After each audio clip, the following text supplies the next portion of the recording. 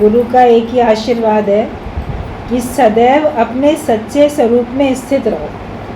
जो हमारा सच्चा स्वरूप है उसी में स्थित रहो।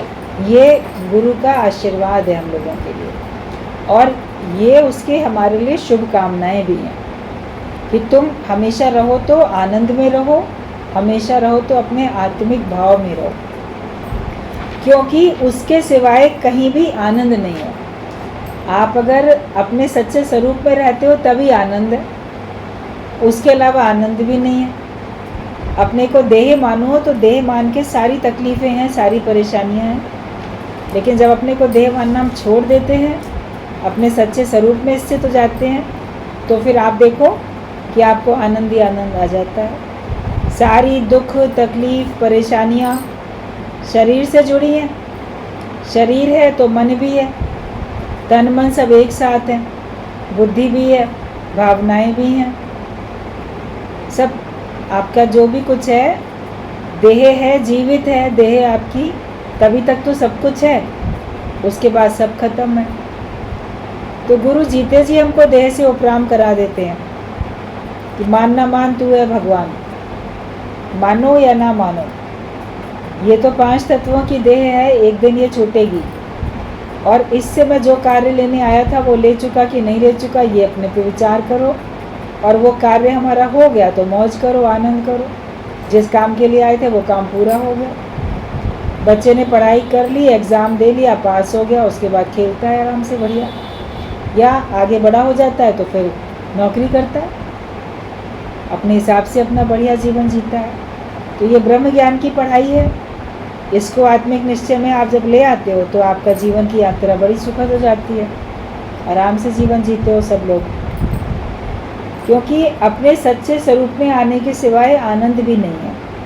कितने ही साधन यत्न करो, परंतु जब तक प्रकाश न हो अंधेरा भाग नहीं सकता। ज्ञान अंजन गुरु दिया, अज्ञान अंधेर विनाश। सच को जानो, सच ही तुम्हारा मुक्तिदाता है। ज्ञान केवल बोलने का नहीं है, पर समझने का व उस पर चलने का है। Knowledge without character is for evil only. The ज्ञान केवल बोलने के लिए नहीं है, उस पर चलना भी है। बोलना तो बहुत लोगों को आता है, पर उपदेश कुशल बहुतेरे। दूसरे को उपदेश देने में बहुत लोग कुशल हैं, औरों को बड़ी सलाहें देंगे, मगर खुद उस पर चलना पड़े तो बड़ी कठिनाई का सामना करना पड़ेगा कि नहीं, हम नहीं चल सकते इसके ऊपर। तो क्यों नहीं चल सकते? दूसरे को कहते हो चिंता नहीं करो, तुम क्यों चिंता करते हो? दूसरे को कहते हो दुखी मत रहो, तुम क्यों दुखी होते हो? दूसरे को कहते हो सब भगवान पे छोड़ दो, तुम क्यों नहीं छोड़ पाते? बहुत सारी बातें हैं ना, व्यक्ति दूसरे को तो कहता है, मगर जब उसके अपने ऊपर पड़ती है तो भूल जाता है। गुरु हमें ज्ञान ऐसा पक्का कराते हैं कि तुम्हारे ऊपर पड़े तो भी तुम ना भूलो, और दूसरा अगर भूल गया तो उसको भी याद दिलाते चले जाओ। लोग आपका जीवन देख रहे हैं, पल पल आपके ऊपर निगाह रखे हुए हैं कि देखें कब इससे गलती हो और हम इसको पॉइंट आउट करें कि तुम सत्संग में जाते हो, देखो तो भी तुमसे ये गलती हुई। सारे संसार की आंखें तुम्हारी तरफ लगी पड़ी हैं, ध्यान रखना। अब इतने इम्पोर्टेंट हो गए हो, VIP हो गए हो कि सब तुम्हें देख रहे हैं। तो तुम्हारे कर्मों को भगवान तो देख ही रहा है, लेकिन सारा संसार भी देख रहा है, तुम्हारा अपना मन भी देख रहा है। तो उसके लिए हमें सावधान होकर रहना है कि हमसे कभी भी कोई गलती ना होने पाए, वरना सावधानी हटी तो दुर्घटना घटी। एक पल भी अगर असावधान हो जाते हो तो आप माया के अधीन बंधन में आ जाओगे, और फिर दुख शुरू। दुख से छूटने के लिए फिर बहुत उपाय करने पड़ेंगे। फिर देखोगे तो फिर आपकी असावधानी हुई तो फिर दुख शुरू हो जाएगा। बिल्डिंग को बनने में समय लगता है, टूटने में थोड़ी लगता है। एक बीज धरती में डालो, बहुत बड़ा पेड़ बनने में उसको समय लगता है। आप देखो जो बड़े बड़े पेड़ होते हैं, बरगद का पेड़ है, पीपल का पेड़ है, इमली का पेड़ है, और बहुत बड़े बड़े भारी पेड़ होते हैं, बहुत ऊंचे ऊंचे। तो उतने ऊंचाई तक पहुंचने में उसको कितना समय लगा उस पेड़ को, लेकिन काटने में कितना समय लगेगा? अगर उस पेड़ को कोई काटना चाहेगा वो तो एक दिन में ही काट देगा। कई साल लगे उसको इतना बड़ा होने में, इतना मजबूत बनने में। कटने में एक दिन का ही समय लगेगा मुश्किल से। तो आपको अपना निश्चय करने में तो बहुत समय लगेगा, लेकिन गिरने में पल भर में गिरोगे। असावधानी आई तो आपके अंदर में नुकसान तुरंत हो जाएगा। वो सावधानी रखो कि हमारा ज्ञान हमसे ना भूले। अपने को प्रसन्न रखने में मेहनत पड़ती है, दुखी करने में तो एक पल में एक विचार, दूसरा ही कुछ नहीं बोलेगा, आप ही का मन कुछ बोल देगा।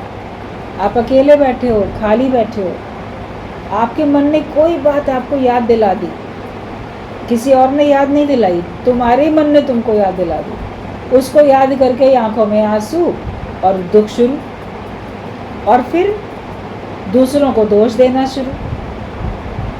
उसके कारण ऐसा हुआ, उसके कारण ऐसा हुआ, वो खराब है, वो अच्छा है, वो बुरा है, ये सब बातें आएंगी। एक पल तो लगा तुमने अपने मन की सुनी। वो सावधानी रखो कि मन की बात कभी आप सुनो नहीं, क्योंकि अभी आपका मन ज्ञानवान नहीं हुआ है। आप ज्ञान को समझो, शास्त्रों को जानो, गुरु को समझो, उसकी वाणी को समझो और अपना जीवन बनाओ। और जो भी ज्ञान है अगर आपने अपने जीवन में नहीं उतारा तो फिर आपका ज्ञानवान होना व्यर्थ है। कैसे आप कह सकते हो कि मैं ज्ञानी हूँ? जगत वालों को आप बोलो चलो सत्संग में, वो बोलेंगे क्या सुनाया जाता है वहाँ पे, हमें सब पता है, कौन सी नई बात है, हमें सब पता है। पता तो है उनको, दूसरे को बोल भी देंगे, मगर उस पर स्थिति तो नहीं है ना उनकी। ज्ञानवान होकर दिखते तो नहीं हो, तो उनका ज्ञानवान होना बेकार ही तो है। अभी मान लो कोई भिखारी है, फटेहाल भीख मांग रहा है चारों तरफ, तो आप क्या बोलोगे? इसके पास है नहीं, ये बहुत गरीब है, फटेहाल है, इस पे खाने को भी नहीं है, वो ऐसे मांग रहा है।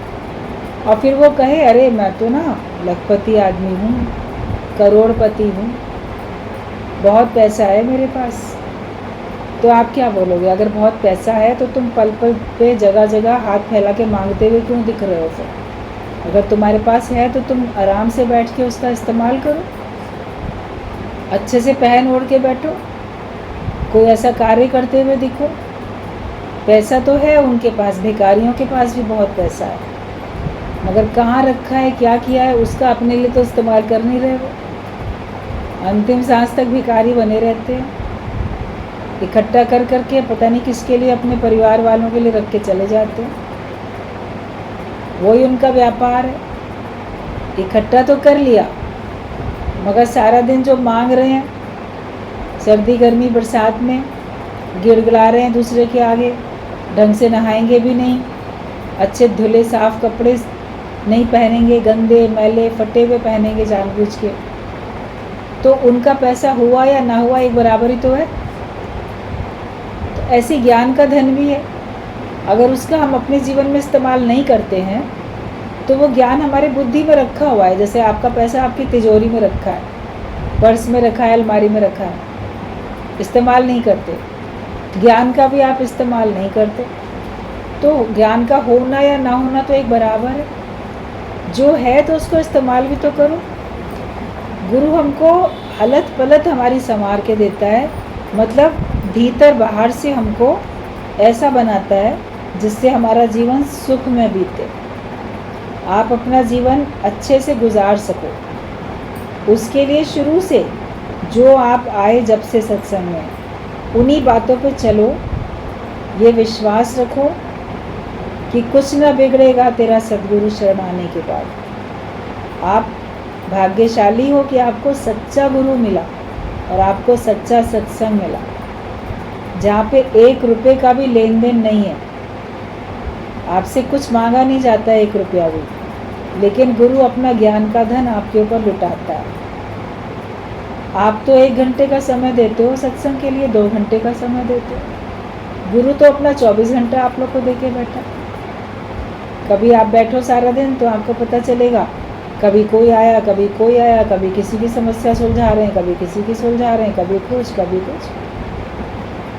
अपने तन का, मन का, धन का दूजों को दे जो दान, वो सच्चा इंसान इस धरती का भगवान है। तो गुरु तो पहले अपने तन का, अपने मन का, अपने धन का तुम लोग के ऊपर दान करके बैठा है, और उसको भी जो गुरु से मिला ज्ञान वो आपको दे के बैठा है।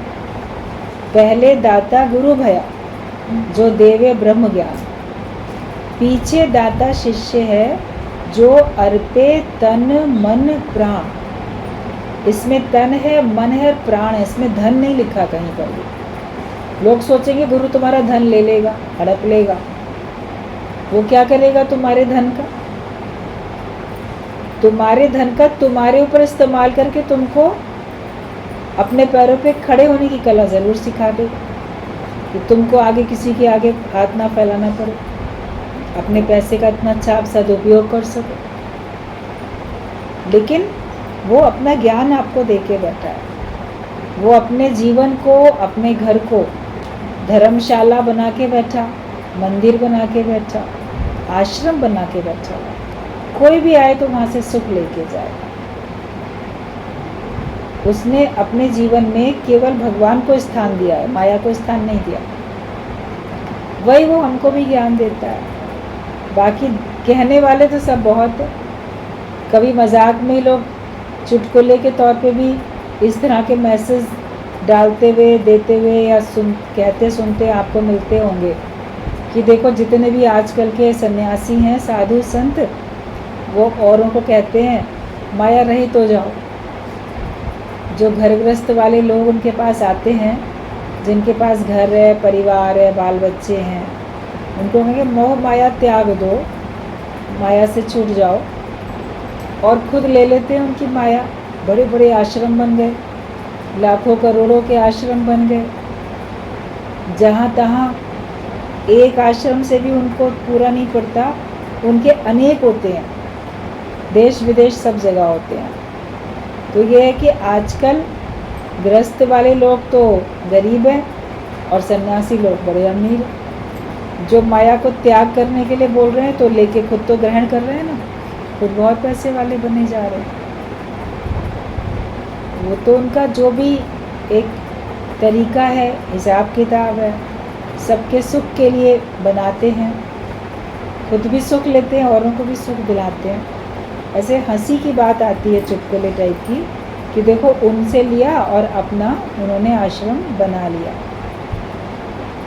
उद्देश्य चाहे उनका कितना निष्काम भाव का अच्छा हो, वो एक अलग बात है, लेकिन गुरु तो आपके ही घर को आश्रम बना के बैठाता है ना। तुम्हारे घर में सिर्फ तुम्हारे मैं और मेरे आते हैं, तुम्हारे घर में सत्संग क्यों नहीं होता? सत्संगी क्यों नहीं आते? गुरु का स्थान क्यों नहीं है वहाँ पे? हर एक के घर में सत्संग होना चाहिए ना, हर एक के घर में सत्संगियों का आना जाना होना चाहिए। और कोई आपके पास नहीं आता है तो आप जा सको, कोई आपको फ़ोन नहीं करता तो आप कर सको ना। बैठ के क्यों इंतज़ार करते हो कि फ़लाना नहीं आया, कोई मेरी खबर नहीं लेता, कोई मुझे पूछता नहीं?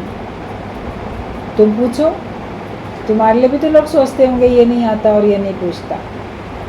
तुम हर एक का हालचाल लेने वाले बन जाओ, मतलब तो वही है।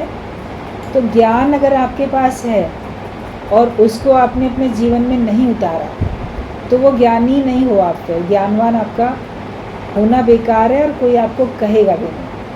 इसलिए जो सुनो उसको अपने जीवन में पूरा का पूरा उतारो। पर उपदेश आप न करे तो आवत जावत जन्मे मरे। जो दूसरे को तो उपदेश देगा लेकिन खुद उसके ऊपर अपनी स्थिति नहीं बनाएगा तो क्या होगा कि वो आवागमन के चक्कर में आएगा, वो 84 लाख योनियों के चक्कर में आएगा। आवत जावत जन्मे मरे, जन्मेगा फिर मरेगा, जन्मेगा फिर मरेगा। वो मुक्त थोड़ी हो जाएगा। जो दूसरों को उपदेश देगा और खुद उस पर नहीं चलेगा तो वो मुक्त नहीं होएगा। ये उसका सबसे बड़ा नुकसान है कि वो मुक्त नहीं हुआ। दूसरा उपदेश देता है, उस पर नहीं चलता, वो उसकी गतमत वो जाने। तुमको सुनने को मिला, तुम अपना जीवन बना लो, तुम तो मुक्त होके बैठो। सबसे आसान में आसान काम है सलाह देना और कठिन में कठिन काम है उस पर चलना। सलाह देना बड़ा आसान है, दूसरे को सलाह देना सब लोग जानते हैं, बहुत आसान है। लेकिन कठिन में कठिन काम है उस पर चलना। जो दूसरे से बोलते हो उस पर खुद भी तो चल के देखो, अपने मन को तो हटाओ। देखा दुनिया का झूठा झमेला तो मन को हटाना पड़ा। आपको वो झमेला झूठा लगता ही नहीं है, सच्चा लग रहा है, तभी तो मन उसमें अटका हुआ है। जब समझ में आई ये सब झूठा झमेला है, अपने मन को हटाओ माया से, संसार से, और भगवान में लगाओ। क्योंकि भगवान से तुम आए हो और भगवान में तुमको लीन होना है। भगवान ने तुमको दुनिया में भेजा तो तुमको सब लोग देख रहे हैं, तुम्हारा आदर्श सब लोग देखते हैं। जो भी तुम्हारे इर्द गिर्द होते हैं तुम्हारा जीवन देखते हैं, तुम्हारे घर के लोग तुम्हारा जीवन देखते हैं, पड़ोस के लोग देखते हैं।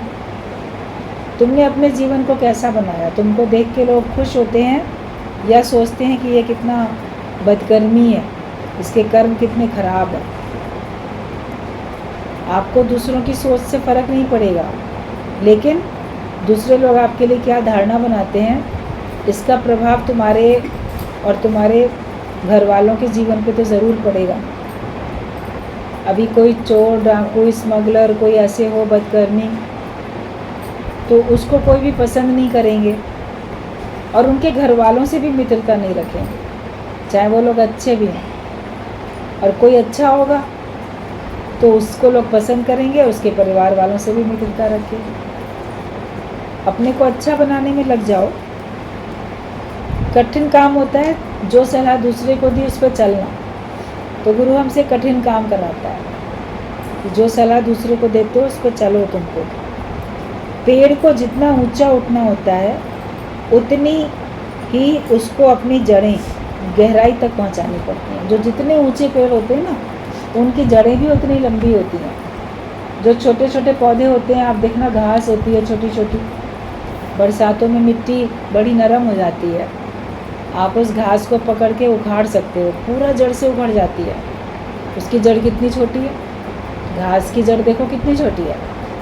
थोड़े से और दूसरे पौधे हैं फूलों के, सीजनल छोटे छोटे पौधे होते हैं, 1-1 फीट के भी होंगे मुश्किल से मान लो, तो उनको भी आप जड़ से उखाड़ोगे, उनकी जड़ पूरी आपको पता चलेगी छोटी है। लेकिन जो पेड़ जितना ऊंचा होता है, जितना लंबा होता है, उसकी जड़ें उतनी तो बड़ी होती हैं, उतनी गहरी होती हैं, तभी तो वो पेड़ को संभाल सकती हैं। जड़ें धरती में जाके चारों तरफ मिट्टी को जकड़ लेती हैं मजबूती से। उन्हीं के सहारे पेड़ खड़े रहते हैं। अगर उनकी जड़ें कट जाएं अंदर ही अंदर या उतनी बड़ी ना हों तो वो खुद भी पेड़ बड़े नहीं हो सकते और वो ज़रा सी हवा आंधी से वो गिर जाएंगे। बहुत पुराने होके पेड़, जब उनकी भी एक आयु है, जब वो समाप्त होती है तो वो अंदर अंदर कमज़ोर पड़ जाते हैं, फिर गिरते हैं, सूख जाते हैं, फिर गिरते हैं। लेकिन कितने हरे हरे बड़े बड़े पेड़ भी गिर जाते हैं आंधियों में, मगर उनमें कुछ पेड़ नहीं भी गिरते हैं। सड़क पे दोनों तरफ पेड़ लगे हुए हैं, बहुत आंधी आई, आप देखोगे 2-4 पेड़ गिर गए, मगर 2-4 नहीं भी गिरे ना, सारे क्यों नहीं गिर गए? जो गिरे उनकी जड़ें अंदर से कटी हुई थी, कमज़ोर थी, तभी गिरे वो। बाकी नहीं गिरे क्योंकि उनकी जड़ें अभी अंदर मजबूती से पेड़ को पकड़े हुए हैं, मिट्टी को पकड़े हैं, तो पेड़ खड़ा हुआ है। सड़क को चौड़ा करने में कई बार पेड़ काटे जाते हैं, कुछ तो पेड़ कटते हुए दिखते हैं और कुछ पेड़ दूर होते हैं, पेड़ नहीं कटते। लेकिन ज़मीन को गहरा करने में, उनको चौड़ा करने में, जो धरती को वो समतल करते हैं, उसमें उनकी नीचे से जड़ें कट जाती हैं तो वो कमज़ोर पड़ जाते हैं। पेड़ कटा हुआ नहीं दिखा, मगर जड़ उसकी कहीं ना कहीं डैमेज हो गई, कट गई, तब जाके जब आंधी तूफान आया तो वो गिरा वो पेड़। तो परिस्थिति कैसी भी आए, तुम्हें अपने को मजबूत रखना है। जैसे कि पेड़ मिट्टी को कस के अपनी जड़ों के द्वारा पकड़ के रखता है, तो हमको भी अपने श्रद्धा विश्वास के द्वारा अपने निश्चय को, अपने ज्ञान को पकड़ के रखना है। भगवान में विश्वास और अपना निश्चय आपको पक्का करके रखना है। तब फिर कैसी भी विपरीत परिस्थिति आएगी आप गिरोगे नहीं उसमें बिल्कुल। तो अपने को जितना ऊंचा उठाना चाहते हो उतना तुमको अपने को गहराई में नीचाई की तरफ भी लेके जाना पड़ेगा। नम्रता भाव भी उतनी करनी पड़ेगी। जितना झुकोगे उतना आप महान कहलाओगे, उतना आप ऊंचे उठोगे। वरना तो थोड़ी सी परिस्थिति आने पे, जैसे थोड़ा सा आंधी तूफान आने पे पेड़ गिर जाएगा और तुम भी थोड़ी परिस्थिति आने पे विचलित हो जाओगे। अपने आप को मिटाते चलो, अपने देह अध्यास को मिटाते चलो, भगवान को आगे रखो, अपनी मैं को गुम करो। मिटा दे अपनी हस्ती को अगर तू मर्तबा चाहे। अगर तुम महानता को हासिल करना चाहते हो तो तुम्हें अपनी मैं मिटानी पड़ेगी। जो अपना अभिमान रख के बैठा है वो महान नहीं बन सकता, लेकिन जो अपना अभिमान मिटा देता है वो ही महान बन जाता है। महानता नम्रता के कारण ही मिलेगी। अहंकारी व्यक्ति को कोई महान नहीं बोलता है कभी भी। अपने सुख व अपने स्वार्थों की गठरी को समुद्र में फेंक दो। समुद्र स्नान करने जाते हो, समुद्र का दर्शन करने जाते हो, बहुत बड़ा है समुद्र, तो वहाँ पे जाके अपना स्वार्थ वो फेंक आओ जाके। तुम्हारे पास पलट के तुम्हारा स्वार्थ, तुम्हारा अभिमान कभी आए नहीं। और जो माया का सुख लेने का मन करता है वो भी फेंक आओ कि मुझे माया का सुख चाहिए नहीं। पहले ज़माने में लोग गंगा स्नान करने जाते थे तो वहाँ पे कोई एक अपनी प्रिय वस्तु, कोई फल, कोई सब्जी संकल्प करके गंगा नदी में बहा आते थे, छोड़ आते थे। ये आज के बाद से ना अब हम इसका त्याग कर दिया, खाएंगे नहीं। कोई कद्दू छोड़ आता था, कोई बैगन छोड़ता था, कोई लौकी, कोई कुछ, जिसका जो मन पड़ता था। फिर उनसे कहो कि ये सब्ज़ी बनी है खा लो, अरे नहीं नहीं ये ना हम छोड़ चुके हैं। कैसे छोड़ दी, क्यों छोड़ दी? डॉक्टर ने तो नहीं मना किया था कि तुम छोड़ दो। लो हमने खुद ही अपने मन से छोड़ दी। गंगा जी को भेंट करा है, अब हमें ये खानी नहीं है। तो उसमें तो बड़े पक्के रहते हो, आजीवन वो चीज़ नहीं खाओगे। तो ज्ञान की गंगा बहती है, इसमें अपना स्वार्थ छोड़ दो, अपना अहंकार छोड़ दो, अपने विकार छोड़ दो। फिर कारण भी अगर सामने आए ना, बोलो नहीं नहीं मैं ना अब स्वार्थ में पड़ूंगा नहीं, मैं अब किसी विकार के अधीन होऊंगा नहीं, क्योंकि मैंने संकल्प से इसको अब छोड़ दिया। काम, क्रोध, लोभ, मोह, अहंकार, ये विकार है और इनसे जुड़े हुए अनेक विकार हैं। ये तो 5 कहलाते हैं, मगर 5 से जुड़े हुए अनगिनत है। कितनी सारी भावनाएं होती हैं, कलुषित भावनाएं, दूषित भावनाएं होती हैं, जो कि आपको भगवान से दूर कर देती हैं, प्रेम से दूर कर देती हैं, सबसे दूर कर देती हैं। तो छोड़ दो, ज्ञान में आके अपना अहंकार विकार छोड़ दो। बोलो ये बहा दिया मैंने। अब जो चीज़ बह गई एक बार गंगा नदी में, तो वो चीज़ पलट के आपके पास कभी नहीं आएगी। नहाते समय एक आपका रुमाल भी अगर छूट जाए ना, बह गया, पता नहीं कहाँ चला गया, वो कभी ज़िंदगी में मिलेगा दोबारा तुमको। चाहे गंगा नदी के किनारे किनारे आप गंगा सागर तक पहुँच जाओ, वो आपको मिलने वाला नहीं है। तो ऐसे छोड़ दो अपने विकार, जो कि तुम ढूंढना भी चाहो तो तुमको फिर दोबारा मिले ही नहीं। निर्विकारी हो जाओ। ये अपने से मेहनत सबको करनी है कि अपने सुख की और अपने स्वार्थ की गठरी को समुद्र में फेंको। निस्वार्थ जीवन जीना सीखो। मैं मेरे से जो जुदा है वही सर्व की सेवा कर भी सकता है। जो अपनी मैं, अपना स्वार्थ देखता है, या मेरा, जिनका अपना मेरा है, मेरा घर, मेरा परिवार, मेरे बाल बच्चे, मेरे नाती पोते, पता नहीं कहाँ कहाँ मेरा इतना घेरा बना हुआ है मेरे का। तो जो मैं और मेरे में है उससे कभी निष्काम कार्य नहीं हो सकता, वो निष्कामी बन नहीं सकता और वो सबकी सेवा भी नहीं कर सकता। मैं मेरे में अगर आपका मन होगा तो आपका मन बार बार मेरे में जाएगा। सेवा करनी है तो मेरे की कर लो, ये काम करना है तो इसी का ही कर दो। लेकिन जिसका मैं और मेरा नहीं है वो सबके लिए जी सकता है। जिन्होंने अपना एक दायरा बना के रखा है वो उन्हीं के लिए जिएंगे। कई लोग अपना घर परिवार या अपना कुटुंब या अपनी जाति, मैं इस कास्ट का हूँ तो मैं इसी कास्ट वाले की मदद करूँगा, मैं दूसरे की मदद नहीं करूँगा, तो वो अपने को उसमें बांध के बैठा है। तो सबकी मदद कहाँ कर सकता है?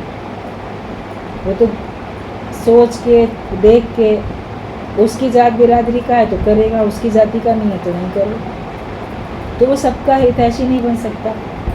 लेकिन जिसका मैं और मेरा नहीं है वो ही सारे संसार में हर एक की सेवा कर सकता है, हर एक के लिए वो निस्वार्थ भाव से सेवा कर सकता है। तो अपने को मैं और मेरे से ऊपर उठाओ, मैं मेरे में आप फंसो नहीं कभी भी, कि जो मैं मेरे से जुदा है वही सर्व की सेवा कर भी सकता है। सारी माया का बहाव हर एक को बहाता जा रहा है। संत लोग पुकार पुकार के वापस बुलाना चाहते हैं, पर संसार वाले तो सभी मेंढक की तरह माया से एडजस्ट करने में लगे हुए हैं। ये दृष्टांत कई बार सुना है आप लोगों ने। गुरु तो पुकारता है, अरे निकल आओ, इस मोह माया से निकल आओ, इस जगत से निकल आओ, संसार से निकल आओ, सत्संग में आओ, सत्संग में बैठो, गुरु का आदर्श देखो, उसका ज्ञान सुनो, भगवान को अपना जीवन अर्पण करो।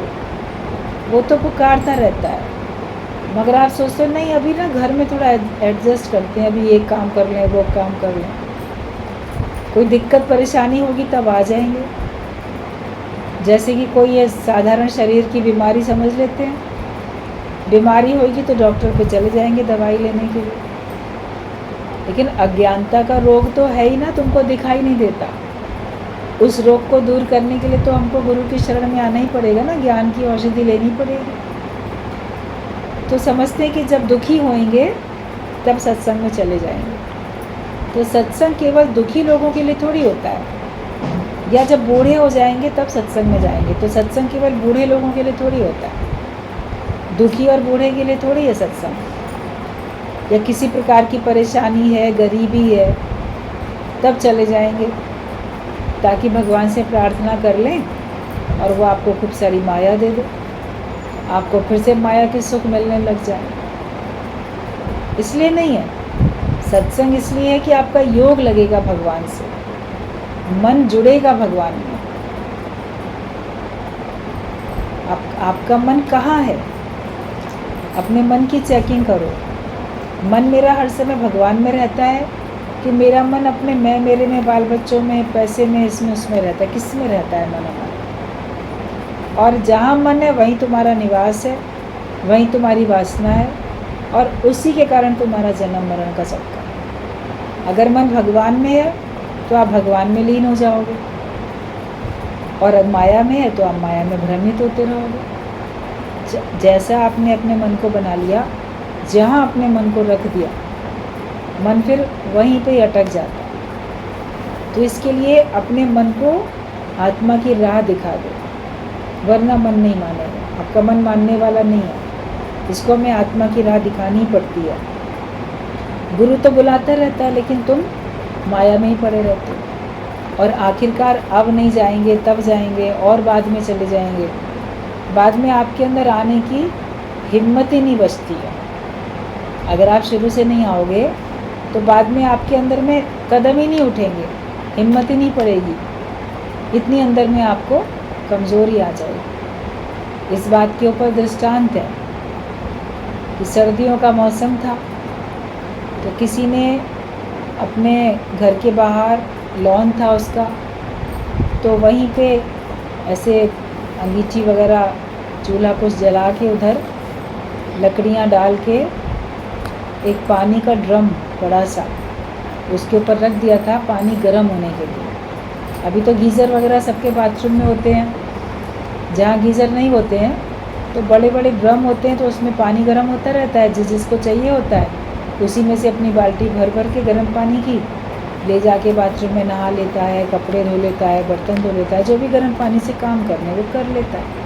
इकट्ठा बड़े ड्रम में पानी गर्म हो जाता है। तो वो ड्रम रखा। अब वहाँ घास थी, मैदान था, मेंढक भी उछल रहे थे, 1-2 मेंढक। तो 2 मेंढक जो थे जंप देके उस ड्रम के अंदर पानी में चले गए। अब उसको तो ड्रम को उठा के किसी ने रख दिया आग के ऊपर। अब वो धीरे धीरे पानी गर्म होने लगा। तो शुरू में तो वो गुनगुना सा पानी हुआ, उनको बड़ा अच्छा लगा, शरीर को सुख मिला। सर्दी का मौसम है, थोड़ा थोड़ा पानी गुनगुना हो रहा है। लेकिन देखा धीरे धीरे उसकी गर्मी बढ़ती जा रही है, ज़्यादा तेज़ गर्म होने लग रहा है। एक मेंढक बुद्धिमान था, कहता भैया जल्दी से यहाँ से जंप दे के निकल चलो, ये ड्रम तो रख दिया गया है पानी को आग पे, पानी गर्म हो रहा है, आगे गर्म हो जाएगा तो हम निकल नहीं पाएंगे। तो दूसरा कहता है अभी तो जितना गर्म है ना उसको हम सह पा रहे हैं, शरीर को अच्छा लग रहा है, जब ज़्यादा तेज़ हो जाएगा, हमसे सहा नहीं जाएगा, तब हम बाहर निकल जाएंगे। 2-4 मिनट तो उस मेंढक ने इंतज़ार किया, बोला नहीं अब गर्म और हो रहा है, अब निकल जाओ। बोला नहीं अभी भी थोड़ा हम सह पा रहे हैं। तो उसने कहा ऐसा है तुम सहो तो सहो, सहा जाए ना पहले ही निकल जाओ ना, तेज़ होने से पहले ही इसमें कूद के निकल जाओ। वो दूसरा मेंढक नहीं माना, इसने बोला ठीक है तुम्हारी जैसी मर्ज़ी। तो ये उछल के उस ड्रम के बिल्कुल किनारा ऊपर होता है ना मुडेर, तो पानी में से उछल के पहले उस पर टिकेगा, तब तो बाहर कूदेगा जाके। तो ये उछल के उसके ऊपर ड्रम के ऊपर पहले टिका और बाहर निकल गया। उसका किनारा भी गर्म तो हो ही गया था, लेकिन चलो इतना था कि हाँ वो निकल गया। दूसरा वाला मेंढक जो बेवकूफ़ था वो और इंतज़ार करता रहा, लेकिन जब पानी काफ़ी तेज़ गर्म हो गया, आखिरकार बाद में तो पानी उबलने लगेगा, उसको लगा अब निकल जाना चाहिए। अब वो जैसे ही कूद के ड्रम के ऊपर अपने आप को टिकाए तो वो इतना गर्म हो गया था, टीन का लोहे का ड्रम, उस पे वो टिके तो एकदम गर्म से वापस वो परेशान होके पानी में ही गिर जाए। फिर जंप दे, फिर ड्रम के किनारे पे पहुंच के फिर वो नीचे इधर गिर जाए। उसको ताकत ही नहीं रह गई थी, गर्म पानी में पड़े पड़े उसकी उछलने की ताकत भी अब धीरे धीरे ख़त्म हो गई थी, कम हो गई थी, और वो ड्रम के ऊपर टिक नहीं पा रहा था, उसका किनारा इतना तेज़ गर्म हो चुका था। तो आखिरकार क्या हुआ, वो बाहर निकल ही नहीं पाया और उस गर्म पानी में ही वो उबल के समाप्त हो गया, मर गया। तो वो आखिरकार क्या हुआ, एडजस्ट करता हूँ, अभी और एडजस्ट करते हैं, अभी और एडजस्ट करते हैं, ये करते करते आखिरकार वो वहाँ से निकल नहीं सका और उसके प्राण चले गए। तो गुरु भी हमको बताते हैं कि थोड़ा टाइम तो तुम एडजस्ट कर लो, मगर उसके बाद निकल आओ वहाँ से, वरना तुम भी उस मेंढक की तरह इस संसार में उबल के समाप्त हो जाओगे। कब तक आप सहोगे, कब तक आप संसार से एडजस्ट करोगे, कब तक आप माया से एडजस्ट करोगे? तो अपने को वहाँ से हटाओ भी तो। आप हमेशा क्यों वहाँ बैठे रहना चाहते हो? फिर बाद में आपके पास ताकत ही नहीं बचेगी, जैसे उस मेंढक को हाई जंप देने की ताकत ही नहीं बच रही थी। और कहीं तो सहारा लेके जाएगा ना, अपने शरीर का सहारा लेके तो आप आओगे ना सत्संग में। फिर आपका शरीर इस लायक नहीं रहता है, आँख से दिखेगा नहीं, कान से सुन नहीं पाते, हाथ पैर डगमग करते हैं, चल नहीं पाते। दूसरे का सहारा लेके आपको सत्संग में आना पड़ेगा। दूसरे की मर्ज़ी आपको सहारा दे या ना दे, वो उसके पास समय होगा तो आपको सहारा देगा। आपकी आने लायक स्थिति होगी तब तो कोई लेके आएगा आपको। मान लो आपकी आने लायक स्थिति ही नहीं है तो कैसे कोई लेके आएगा?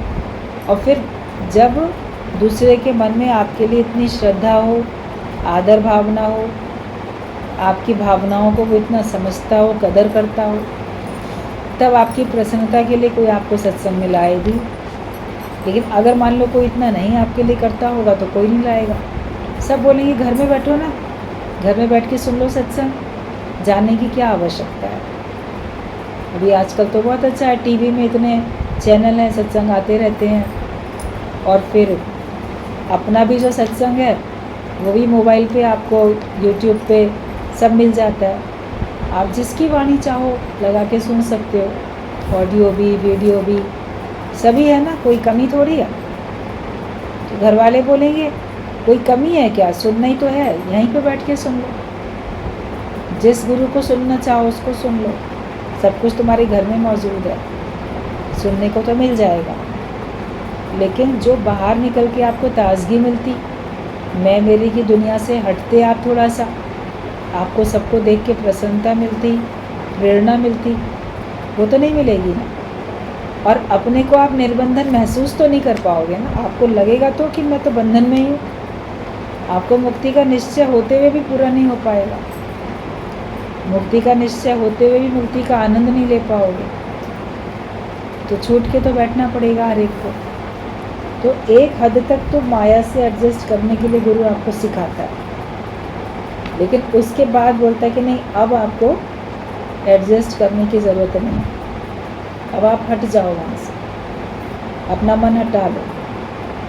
आपका मन माया में है, इसीलिए आपको तकलीफ़ है।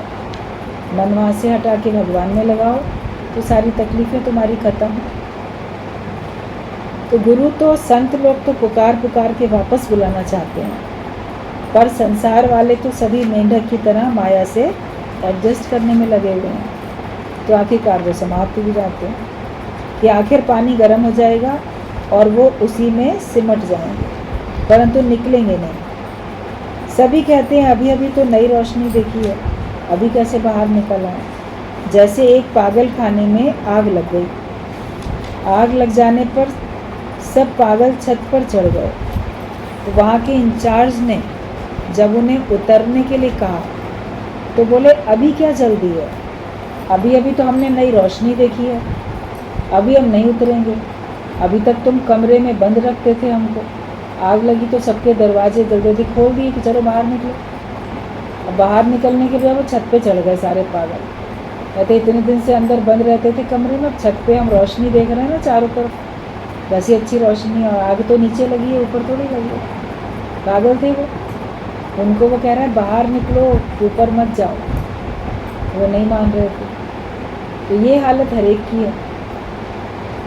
बिन आग जले संसार, आग लगी हुई है और आप कहते हो हमने तो अभी अभी दुनिया देखी है ना, अभी हम कैसे संसार को छोड़ के चले जाएं, क्यों हट जाएं यहाँ से, हमारे पास आग थोड़ी लगी है।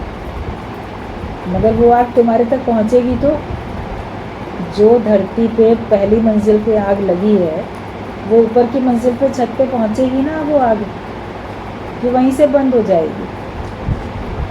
तो हमें अगर गुरु हटने के लिए कहता है तो हट जाओ, तुम्हारे भले के लिए तो बोलता है। तो तुम भी ये सब सोचते हो कि हम अभी नहीं उतरेंगे, अभी से सत्संग में नहीं जाएंगे, इसी प्रकार सब सोचते हैं कि अभी अभी तो हमने नई शादी की है, अभी तो हमारे बच्चे छोटे छोटे हैं, अभी अभी तो नया बंगला बनवाया है, फिर अभी से सत्संगी बनेंगे तो लोग क्या कहेंगे, अभी तो हम उम्र में छोटे हैं। जवान लोग अगर आएंगे ना तो लोग भी कहेंगे अरे तुम क्या अभी से सत्संग में जा रही हो, तुम क्या बूढ़े हो गए हो जो जा रहे हो सत्संग में, तो या तुम्हें क्या घर वाले दुखी करते हैं जो तुम जा रहे हो।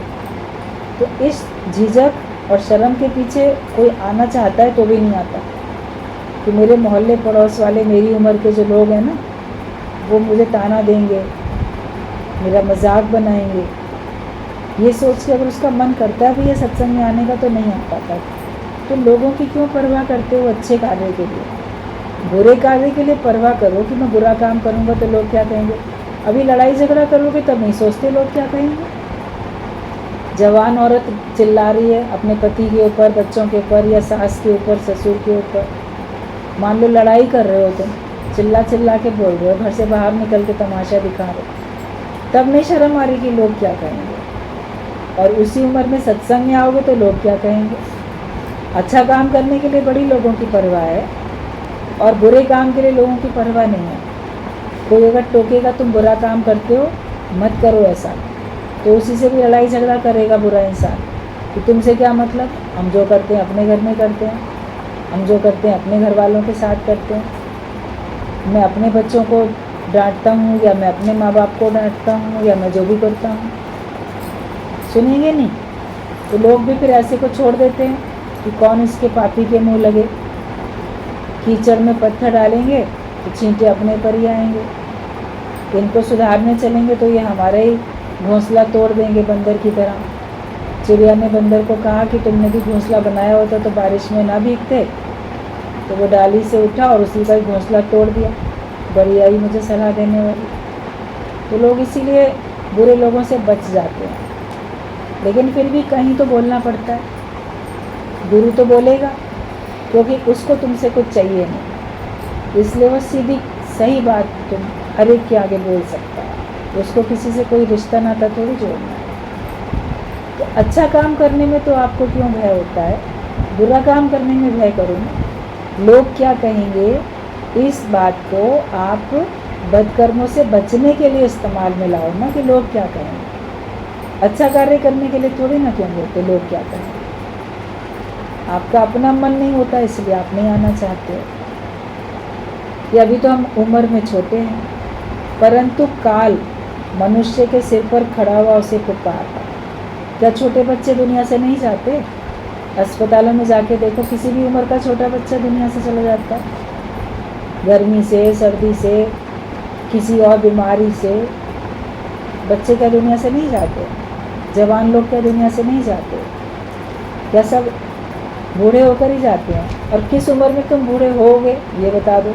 कितनी उम्र के बाद कहोगे कि मैं बूढ़ा हो चुका हूँ, अब भगवान तो मुझे ले ले। किसी भी उम्र में तुम्हारा मन नहीं चाहेगा मुझे ले ले, लगेगा कि अभी तो ये काम है, अभी वो काम है।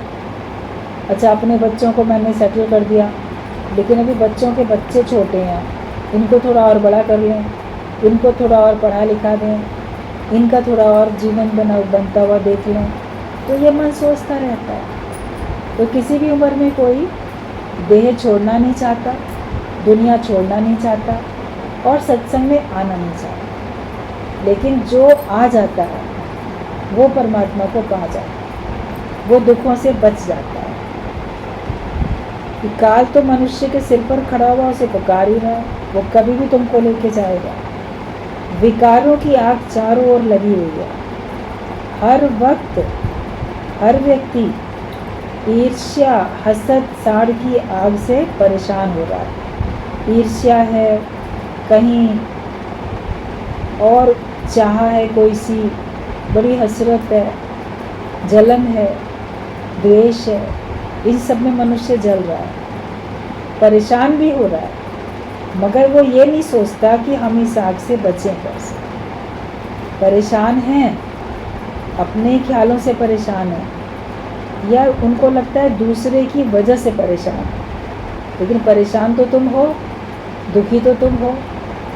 उससे छूटने का उपाय सोचो ना। दुखी हो के आंसू बहा लेना कोई समस्या का समाधान नहीं, लेकिन मैं कैसे इस समस्या से सदा सदा के लिए छूट जाऊं, ये युक्ति आपको सोचनी पड़ेगी। समस्या का समाधान, कुछ हल तो आपको निकालना पड़ेगा कि हम कैसे इस आग से बचें। ये सोचो, कभी खुश हैं, कभी सुखी हैं, तो कभी दुखी भी हैं, परंतु तो भी तो लोग सच की राह पर चलते नहीं हैं, जिससे वो सदैव के लिए सुखी हो जाएं। सदैव के लिए सुखी हो जाएं, ऐसी सच की राह पे तो चलते ही नहीं हैं। कभी खुश हुए, कभी दुखी हुए, कभी परेशान हुए, कभी फिर सुखी हो गए, ये चलता रहता है। जब किसी से सुख मिलने लगता है तो फिर भूल जाते हैं, फिर उसमें लिप्त जाते हैं, फिर वहाँ से ठोकर मिलती है, फिर थोड़े समय के लिए आपको वैराग्य आता है, कुछ दिन तक वैराग्य में रहते हो, फिर किसी कारण से फिर आप अपना एडजस्ट कर लेते हो और फिर भूल जाते हो। माया में ऐसे ही चल रहा है हर एक का। वो राह नहीं चुनते जिससे सदैव के लिए सुखी हो जाए। बस ये ज्ञान ही हर मुश्किल को आसान करने वाला है। केवल सत्संग है जो तुम्हारी सारी मुश्किलों को आसान करेगा। हर समय प्रफुल्लित रहना ये ज्ञान ही सिखाता है। और कोई तुम्हें नहीं सिखाएगा कि हर समय तुम कैसे खुश रहो। बचपन से बच्चे को आशीर्वाद तो सब देते हैं, बेटा खुश रहो, कोई पैर छुएगा तुम्हारे खुश रहो, हाथ जोड़ेगा प्रणाम करेगा अच्छा खुश रहो, पत्र भी लिखोगे सदैव खुश रहो। सब ने आपको कहा, खुश रहने के लिए तो कहा, मगर खुश रहें कैसे वो तरीका नहीं बताया। ज्ञान में रहोगे तभी खुश रहोगे, माया में रहोगे तो हमेशा के लिए कैसे खुश रह सकते हो। वहाँ तो उतार चढ़ाव है, कभी तुम्हारे मन की होगी, कभी किसी और के मन की होगी। हर परिस्थिति तुम्हारे मुताबिक थोड़ी आएगी, कभी किसी और के मुताबिक भी आएगी। कभी भगवान की मर्ज़ी पूरी होगी, कभी तुम्हारी मर्ज़ी पूरी होगी। तुम अपनी मर्ज़ी को भगवान की मर्ज़ी में मिला के अगर एक कर लोगे तो हमेशा खुश रह सकते हो। जो तुम्हारी मर्ज़ी थी वो हुआ, बड़े खुश, लेकिन जो भगवान की मर्ज़ी से ऐसा हुआ जो तुमको पसंद नहीं था, उसमें भी तो खुश रहो। जब कोई परेशानी आती है लोग तसल्ली देते हैं, अरे क्या करें, भगवान की मर्ज़ी के आगे तो सर झुकाना ही पड़ता है, इसमें तो कोई दूसरा चारा है ही नहीं। लाचार होके भगवान की मर्ज़ी में अपनी मर्ज़ी मिलाते हैं, मर्ज़ी भी नहीं मिलाते, भगवान की मर्ज़ी को स्वीकार करते हैं बाहर से, वो भी ताकि आप सुखी हो जाओ इसलिए, वरना तो आप दुखी रहोगे। अंदर से नहीं चाहते कि भगवान ने क्यों मेरे संग ऐसा कर दिया और ऐसा नहीं करना चाहिए। लेकिन जो प्रसन्नचित्त है वो भगवान की मर्ज़ी में अपनी मर्ज़ी मिला के एक कर चुका है, तभी प्रसन्नचित्त है। उसकी अपनी कोई अलग से मर्ज़ी होती नहीं है, वो तो जो भगवान जिस रंग में परमेश्वर राखे उसी रंग में रहना, वो उसी में रहता है। बोलते हैं हम बिल्कुल भगवान की मर्ज़ी में, हमने सब भगवान को सौंप दिया। अब सौंप दिया इस जीवन का सब भार तुम्हारे हाथों में, निराकार परमात्मा के हाथों में सब भार सौंप दो, साकार गुरु के हाथों में सब भार सौंप दो, तो आप देखोगे आप हमेशा खुश प्रसन्नचित्त अपने को अनुभव करोगे, हमेशा खुश रहोगे। तो हमेशा खुश रहने की कला हमको ज्ञान सिखाता है। हर समय प्रफुल्लित रहना ये ज्ञान ही सिखाता है। और हर मुश्किल को आसान करने वाला ज्ञान ही है। बहुत मुश्किलें हैं जीवन में, मगर उनको आसान बनाने वाला तो केवल ज्ञान है। और इस ज्ञान के लिए आपको 1 रुपया भी खर्च नहीं करना पड़ेगा, अपना समय ज़रूर देना पड़ेगा, अपने मन को मोड़ना ज़रूर पड़ेगा, मन को संसार से हटा के भगवान में लगाना पड़ेगा। कबीर दास ने इसी ने बोला कि कबीरा मन तो एक है, चाहे जिधर लगाए, चाहे विषय भोग कर चाहे भक्ति कमाए। मन तो एक ही है, आप चाहे उसको भगवान में लगाओ चाहे संसार में लगाओ। संसार में लगाया तो बेचैनी थी, व्याकुलता थी, गिरावट थी। भगवान में लगाया तो निश्चिंतता है, प्रफुल्लता है, आपकी गिरावट नहीं होती, आपका योग लग जाता है। मन का योग भगवान से लग जाए। शरीर के लिए तो योग दिवस है, योगा डे है, योग कर रहे हैं सब, तो वो तो आप शरीर के स्वस्थ रहने के लिए क्रियाएं करते हो, साधनाएं करते हो। बोल दिया जाता है कि योगाभ्यास हो रहा है, योग लगाया जा रहा है, मगर वास्तविकता में तो योग हमारा मन से भगवान से जुड़ना होता है। शरीर को स्वस्थ रखने के लिए आसन हैं, क्रियाएं हैं, प्राणायाम है, जिससे आपका शरीर स्वस्थ रहेगा तो आपका मन भगवान में आसानी से लगेगा। बीमार होगा शरीर तो आधा ध्यान तो बीमारी में जाएगा। इसके लिए स्वस्थ रहने के लिए होता है कि आप योगा करो, मगर मन को स्वस्थ रखने के लिए भगवान से अपने मन को जोड़ के रखो। अभी जो लोग भी आज सवेरे सवेरे एक्सरसाइज करने के लिए, प्राणायाम, आसन, क्रियाएं सब करने के लिए अगर पार्क में अपने घर के आसपास कहीं गए होंगे या अपने घर की छत पे बालकनी में कहीं खुले में बैठ के थोड़ी देर भी अगर आपने किया होगा तो आपको ताजगी मिली होगी, ताज़ी हवा का आपने अनुभव किया होगा। और सबको करता हुआ देख के या सबसे प्रेरणा पाके आपने संकल्प भी लिया होगा कि हमको ऐसा रोज़ करना चाहिए। मगर फिर और कामों में लग जाते हो। मनुष्य अपने शरीर को पीछे कर देता है, कामों को आगे कर देता है। ये नहीं सोचता कि शरीर के कारण ही तो वो कर पाओगे ना काम। शरीर ठीक नहीं होगा तो कैसे कर पाओगे। पहला सुख है निरोगी काया, ये बात बोली गई है। तो पहला सुख तो लेते नहीं, जिससे तुम्हारी काया निरोगी बने। दूसरा सुख है घर में माया, तो दूसरे सुख के लिए चले जाते हो। पैसा होना चाहिए घर में, उसके लिए टाइम से खाएंगे नहीं, आराम नहीं करेंगे, सोएंगे नहीं, चिंताएं करेंगे। तो जो माया कमाई भी वो इसी शरीर को ठीक करने के लिए बाद में डॉक्टरों को देते जाएंगे, अस्पताल में देते जाएंगे। फिर माया भी ख़त्म हो गई, तुम्हारा शरीर भी ख़त्म हो गया। चलो ख़त्म किस्सा। बचपन में बच्चों को कहानी सुनाते थे, कभी बच्चे बोलते थे कहानी सुना दो तब सोएंगे, छोटे बच्चे। आजकल तो ऐसा कोई रिवाज नहीं है। तो कभी कोई कहता था हंसी में ही, अच्छा मैं तुम्हें कहानी सुनाता हूँ। क्या कहानी? एक था राजा तो एक थी रानी। बच्चे उत्सुकता थे, अच्छा आगे क्या हुआ? दोनों मर गए तो ख़त्म कहानी, छुट्टी। बोले बस इतनी सी कहानी, तो यही कहानी, एक राजा एक रानी, दोनों ही मर गए तो कहानी ख़त्म कहानी। तो तुम भी यही करते, धन भी गया, माया भी गई, धन भी गया, सब गया, कहानी ख़त्म हो गई तुम्हारी। कम से कम कुछ ज्ञान को पक्का करो। शरीर छूटने से पहले पहले परमात्मा को प्राप्त करो, तब ये मनुष्य शरीर आपको जो मिला वो सफल हुआ, आयु तुम्हारी तभी सफल हुई। तो इसके लिए मुश्किल को आसान करने वाला भी ज्ञान है और हमेशा प्रफुल्लित रखने वाला भी ज्ञान है। ज्ञान में रहो, तुम्हारे पास दुख कभी आएगा नहीं। ज्ञान के हिसाब से चलो, कोई मुसीबत परेशानी तुम्हारे पास कभी आएगी नहीं और तुम रहोगे हमेशा खुश।